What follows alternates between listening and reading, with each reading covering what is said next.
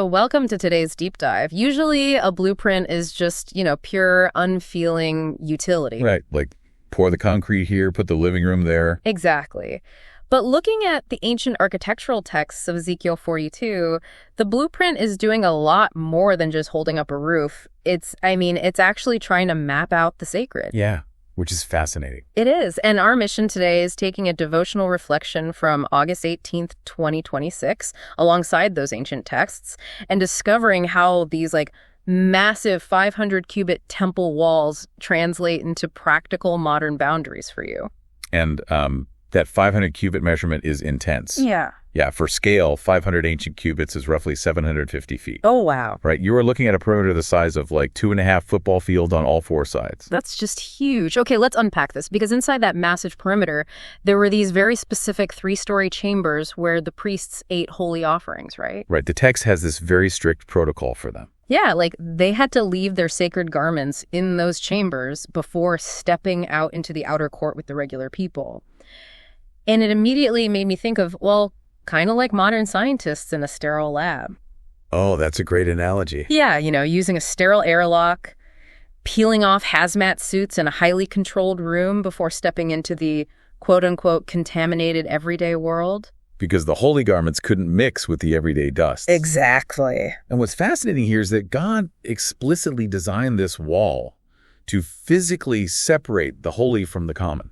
The architecture wasn't just decorative. Right, it had a job. Yeah, it was a tangible spatial boundary serving a very specific spiritual purpose.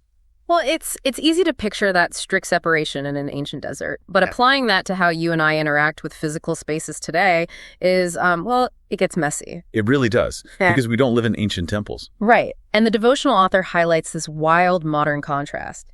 They mention serving at a church in the U.S. where congregants were asked to leave their coffee outside the worship space. Oh, to respect the sanctuary's holiness. Exactly. But then they contrast that with a visit to a large church in Korea where young people walked right into the service with plastic cups of iced coffee. Just ice rattling and straws slurping the whole time. The whole time. And I have to admit, reading that, my immediate reaction was defense mode. Oh, really? Yeah, I thought, wait, is this source just an excuse to complain about kids drinking iced lattes in church?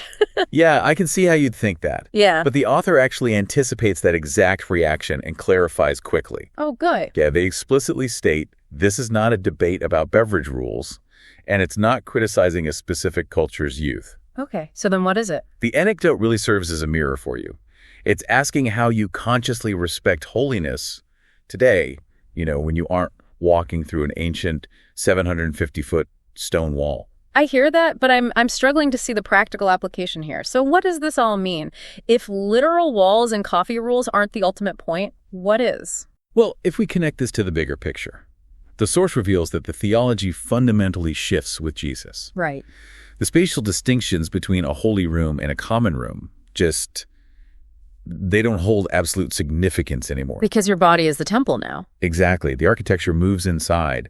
Therefore, that 500-cubit wall transforms into your internal boundaries. Oh, I see. So it's about your daily habits, relationships, maybe even your online activities. Yeah, you are now the one carrying the airlock. It's no longer about a brick-and-mortar perimeter. Wow. So when you log onto social media or step into a chaotic workplace, you have to keep the everyday dust from contaminating your internal sanctuary. That's the friction of actually doing it. Yeah. Building that internal wall means actively deciding what media you consume or how you speak to a frustrating coworker. You really have to consciously build that 750-foot barrier in your own decision-making. Right. You are filtering out the common to preserve the sacred inside you. Because holiness isn't confined to a church building for an hour on Sunday. No, not at all. Because you belong to God. Every part of your life should reflect that character simply because you brought it in with you. I love that. We started by looking at how an architect draws a hard physical line between the sacred inside and the common outside. Yeah. But if you are the new temple and you carry that sacredness into your workplace, your home, and your internet browser, it leaves you with a pretty heavy question. It really does. If you bring the temple with you everywhere you go, does the concept of a truly common or secular space even exist anymore?